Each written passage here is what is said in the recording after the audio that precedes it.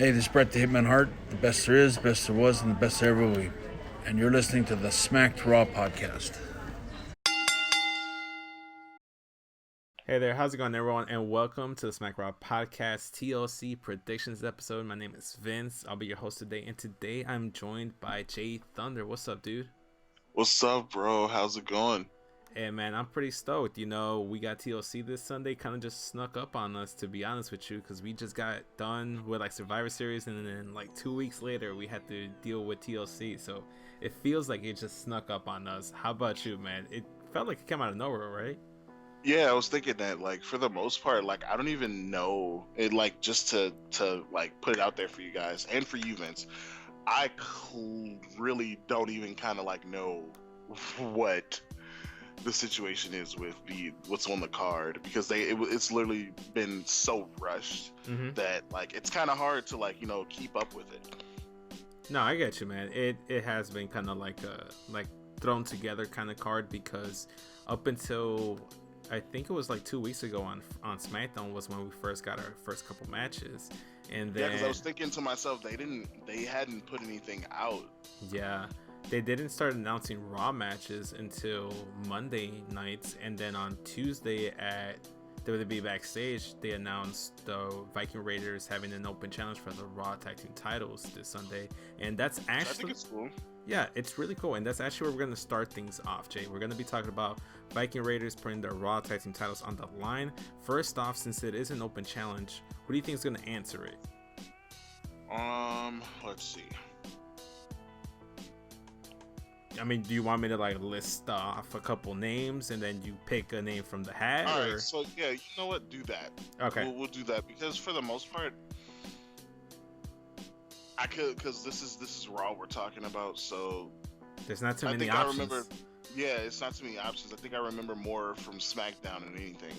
Okay, so first team that might not challenge are Street Profits, because they did have an open challenge on Raw this Monday and they did lose to Viking Raiders, so maybe they could do a rematch. I don't know if they do that.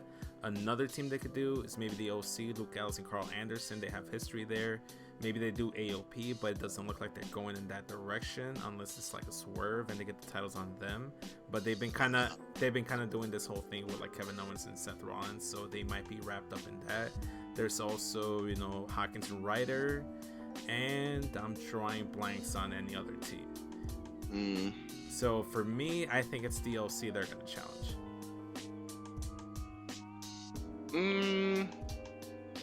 I can see that happening, but for the most part, it's only two teams that I could actually say. So it's either OC or the Street Profits. Gotcha. Okay, so then if it's OC or Street Profits, who's your money on if you had to say who's more likely to challenge? OC. OC? Okay, so we're both in agreement there. So it's going to be OC. Let's just, for, the sake of this podcast, for the sake of this predictions episode, let's say it's the OC. Both of you and me agree. I have the Viking Raiders retaining. I don't think it's the time to take the titles off of them. I think they just recently had the titles. I want them to see them have a little bit more of a dominant reign, and I still want to see AOP versus Viking Raiders, and we can't really have that if they drop the titles on Sunday. So, with that being said, I have Viking Raiders retaining. Do you agree, or you lean somewhere else? For the most part, I have the Viking Raiders retaining, because they just got the titles. So, not only that, they were the only team on Raw to get a win for Survivor Series. Oh, fair point. So, I feel like they can, keep that momentum going. Granted, it'll be nice to like get someone to actually do something for Raw Tag Team Championships. But the thing about it is that there's not too many people there. Right. There's not too many teams there.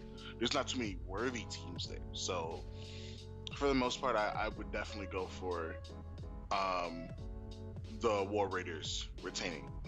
Okay, for sure. So we're in agreement there. So let's move on to the other tag team title on the card, which is the New Day taking on the Revival for the SmackDown tag team titles, and it's going to be another ladder match. I don't know if you knew that or not. They just I knew that. I think that was the only match that I knew that was going to happen. Right. So they just added the stipulation this past Friday on SmackDown. And one thing I want to throw in here, like before we go into who's going to win this match, one tag team that's been missing in WWE for months now and weren't drafted. The one team I'm thinking of is the Usos. So they weren't drafted to Raw or SmackDown, so they don't have any brand loyalty. They can show up on either Raw or SmackDown here. If they go to Raw versus Viking Raiders, like imagine that the big surprise would be if Usos accept that open challenge from the Viking Raiders and get those Raw tag titles. Another way they can go is they can go to SmackDown and have a triple threat tag match at WrestleMania with Usos, Revival, and New Day, and I think that would be dope. So either way, all I'm saying is I'm missing me some Usos is all I'm saying. But let's go back to the match though. Who you got, Revival or New Day? It's a no-brainer. I got my boys the New Day. Any particular reason why, or are you just like they're your boys, so you gotta root for them? Well, first of all, they are my boys. That's number one. I've always been a fan of New Day. I think that they're hilarious. They're funny. They're entertaining. And you know what? I feel like it really helps out. You know how, you gotta rep for your wonderful Mexican people. I gotta rep for my brothers. So I get you. No, I totally get where you're coming from. I mean, come on, like that's a lot where the Angel Guards of fandom stem from, and why I love Andrade and Umberto, and I connected with Eddie so much. Like I totally get that, man. And I don't think it's the right time to take the titles off of New Day, especially since they just recently won them from the Revival. Yeah, that's my thing. Like they literally just got put on with the titles. The one thing that I will say about this match is that commentary made a very fair point, and specifically Corey Graves was saying that given that it's a ladder match, it might be out of the Revival's element, given that they thrive in like standard traditional tag They're pretty team much wrestling. standard. Yeah, I was gonna say they're standard tradition ground and pound. Technical wrestling. Exactly. So there's no tagging in and out. There's none of that. And as we know, Kofi Kingston has been in so many Money in the Bank ladder matches. He's been in various ladder matches in general. And I believe even Big E himself. I don't know if I can say the same thing about the Revival. I think they maybe had one ladder match and that's about it. And I don't even know if that's true. So just in terms of continuity, in terms of kayfabe, I say the New Day have the advantage here. And I got New Day as well, man. So we both on the same page so far. We got the tag titles retaining on both shows. So why don't we jump back to Raw real quick and talk about the other stipulation match of the night, which is a tables match between Rusev and Bobby Lashley. And I could not care less in terms of the storyline that's happening. I care more about the two wrestlers involved. I really like Bobby Lashley and I really, really like Rusev, and I'm really glad that the crowd is really behind them. Though this is the first time that he feels like he's connecting with the crowd again, and that he's just really over again since the Rusev Day chant started back on SmackDown. He was paired up with Aiden English. So if the goal of the whole Lana, Bobby Lashley, Rusev angle was to try to get him over, I mean, there's better ways to do it, but they did it now with this way.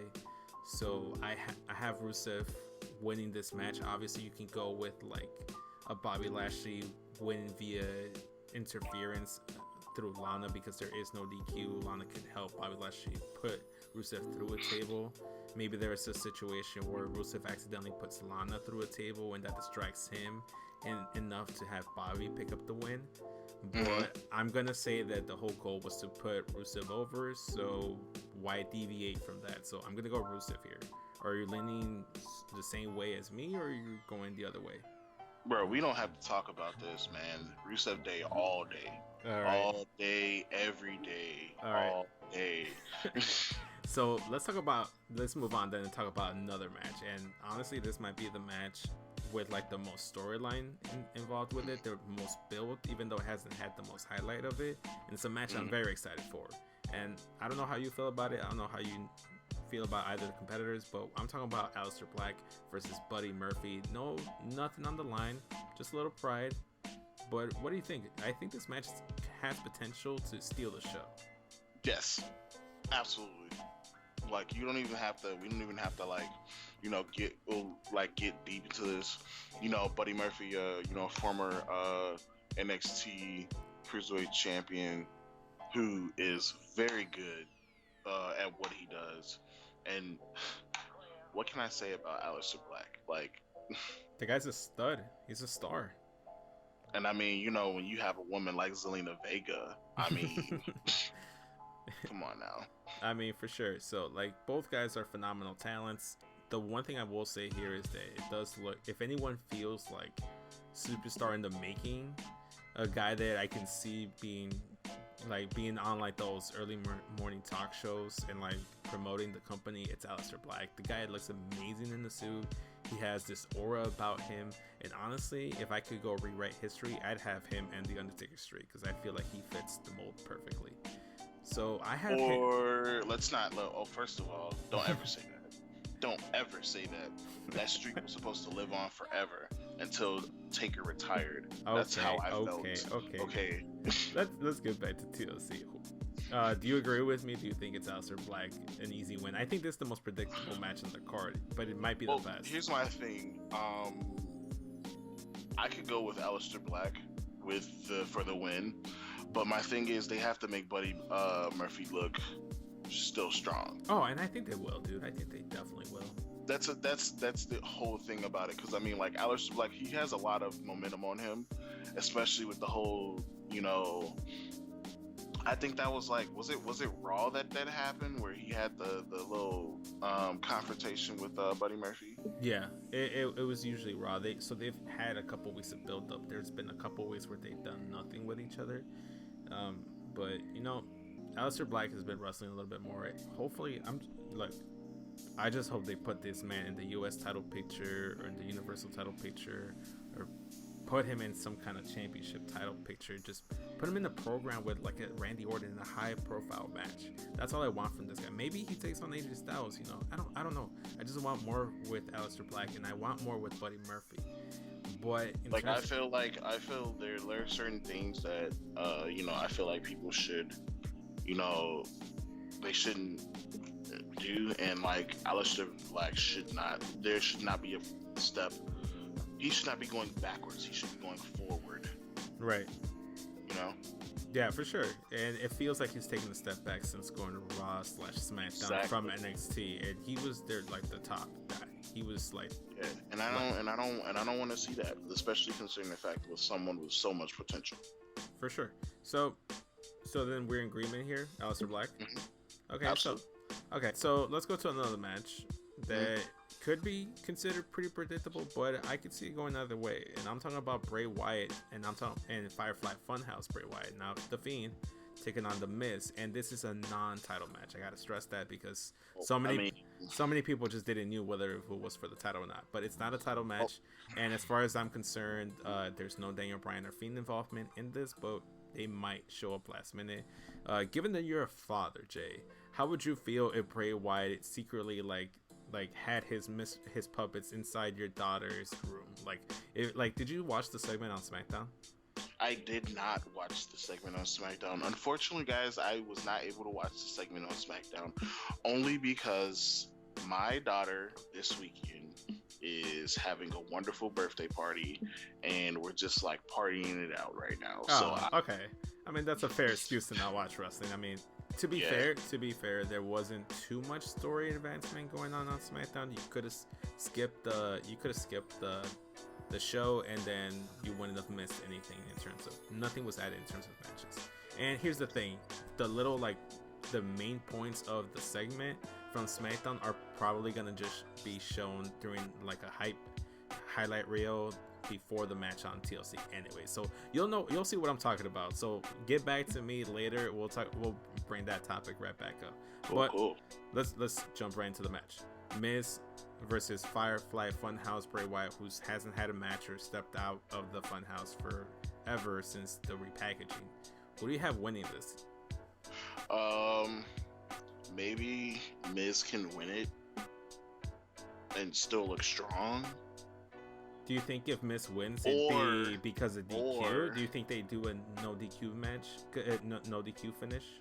DQ finish, because where I'm going with this is that it's not a stipulation match. It's not a TLC match. It's not a ladder match. The title's not on the line. technically it's Firefly Funhouse Bray, it's not the Fiend, so he could technically lose this match. That's what I'm saying. It's not as a protective match, and the title isn't on the line. And a lot of people were talking about unless out of nowhere, like Bray Wyatt turns into the Fiend, and he costs Miz the match. That would require a lot of wardrobe change skills, and he needs to be really quick to change wardrobes. I'm gonna go ahead and say that it's gonna be Bray Wyatt that wins here, but I wouldn't be surprised to see Miz win via DQ. So that's my point. Yeah, like I said, I feel like they probably should make Miz look some type of strong, because if they have him go against Bray Wyatt, then he's just gonna look like a fucking wimp. And, okay, so here's the thing: the way that this story has been progressing is that the Fiend, Bray Wyatt. Sorry, it's kind of hard to keep up with all these different characteristics of Bray Wyatt, but Firefly Funhouse Bray Wyatt has been targeting the Mrs. family recently, so maybe they show something of the Titantron just as the Miz is about to win, where it looks like the Fiend. And here's the thing: this goes back to what you were saying, that the Fiend costs the Miz the match. Well, he doesn't necessarily need to be in the arena. They could do a pre-filmed segment where the Fiend shows up at the Miz's house and attacks Maurice and his two daughters. So more so Maurice, but not necessarily take it, attack or like the daughter, but like scare her and kidnap. But like I'm saying, I think you kind of like led me to that point. So I'm gonna say it's a hard Bray Wyatt victory, with the Fiend maybe causing a distraction by attacking in a pre-film segment the Mrs. family. So I'm gonna go with that. I got Miz. Yeah, I got Miz. Okay, that's good. Okay, first disagreement. So let's move on to the final two matches of the card. We'll go back to Raw. We'll talk about one or two TLC matches. We have the Raw women. Not the Raw Women's, the WWE Women's Tag Team titles on the line. Kabuki Warriors versus Becky Lynch and Charlotte Flair. Who do you have winning and why? My God. The Kabuki Warriors better win. Because if Becky and Charlotte, no disrespect to Becky or Charlotte, but if they do win and they put both titles, because isn't Charlotte, no, Charlotte isn't the champion. No. She isn't. Wait, say that again? Becky is the champion. Becky is the Raw Women's Champion.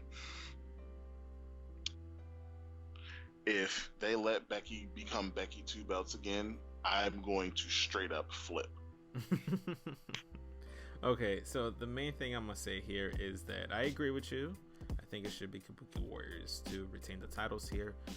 But I'm going to go for a different reason here. I think that they're going to try to build up an Asuka versus Becky Lynch match for the Raw Women's title at Survivor Series. Not Survivor Series, at the Rumble, which is a couple weeks away. They can slowly build that up.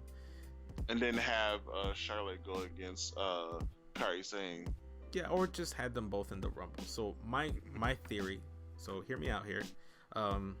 Becky Lynch has been on a mission to collect her debt, which is Asuka, someone who she hasn't been able to beat in one-on-one competition. That's the one woman who has been able to beat her consistently, and Becky just Asuka has Becky's number.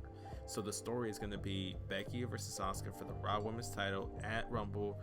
Becky finally overcomes her demon and beats Asuka in that title match. So for that to happen, you need Asuka to go into that match looking strong. The only way to do that is if she wins this match on Sunday. So her and Kairi Sane, and I'm gonna say this too, I think Kabuki Warriors have been the best tag team champions in that division. Granted, we're only four tag teams in, but they're the best. They've honestly feel they make the titles legit. They're still Sasha and Bayley, but we're not gonna talk about them. No, I like them too. I just don't think they were able to do much with them.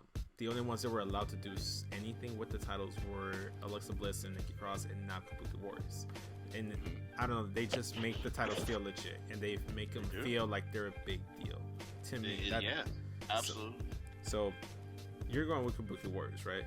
Mm-hmm. All right, I'm leaning the same way. I'm going with Kabuki Warriors, and I'm also going to say this: come NXT, our NXT podcast. So stay tuned for that. Make sure you check that out. I think that Rhea Ripley is going to take the title off of Shayna. Then they have a rematch at like some takeover or whatever down the line. Shayna isn't able to win back the NXT Women's title. She enters the Rumble and she wins the Royal Rumble, and she confronts Becky Lynch and Bayley, and they have the tease of who will she challenge for the title, and it goes back to what they were doing in Survivor Series. So they might do a Becky Lynch versus Shayna Baszler match at WrestleMania, and the only way to do that is, you got to do the story. You got to get the story there, Well, damn, that means they would take off right. They would start off right where they started, which is perfect. Yeah, which is cool. Which means Shayna is gonna go over. Oh, I love that, dude. I freaking would love that. But let's go back to SmackDown. I mean, I feel like it's baby steps, but no, I think it could. No, definitely. So let's go back. Like I was saying, let's go back to SmackDown and talk about the final match on the card, the final TLC match. We have Roman Reigns versus Baron Corbin. First off, who do you think is gonna win here, man? Isn't it obvious? You going with Roman? I'm going with Roman. Okay. I'm going with Roman. First of all, number one, I hate Baron Corbin with a passion. Don't let Rob hear you say that. He can Rob. You know what? I hope Rob listens to this prediction episode, because Baron Corbin can kiss my ass. All right, because that dude is just, oh God. Yes, he. You know what? I will say this though, he does his job the right way. Right, and that's what you learn out of your heels. Do I think the man? He eyed, I guess. But I need Roman to Superman punch him about 5 times just so I don't see him. Jeez. I think someone's gonna go with Baron.